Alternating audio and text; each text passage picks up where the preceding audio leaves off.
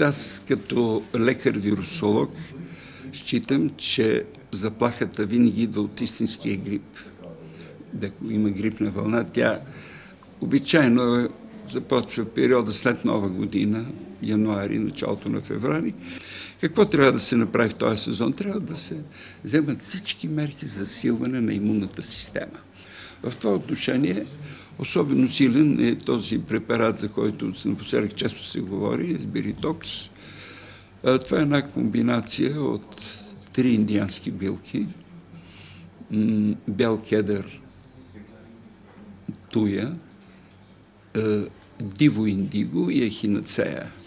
Тези 3 билки са доказани в така наречените контролирани изпитания, закодирани, казва се двоен сляп опит върху голям контингент хора, и това е публикувано в елитните списания, повишават защитата на човека срещу респираторни инфекции. Това е доказано върху голям брой лица и така се каже, отговарят на всички, имат всичките доказателства, за да се постигне един защитен ефект, както в хората, които нямат още контакт с вируса. Повишава се имунитета им с курсове с този продукт. Той е в 2 форми, таблетки или капки.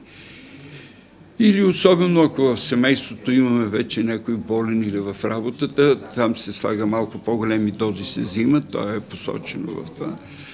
Сега, това са имуномодулатори, които при заболели от грип влизат като компонент на лечението на грипа в още по-големи дози.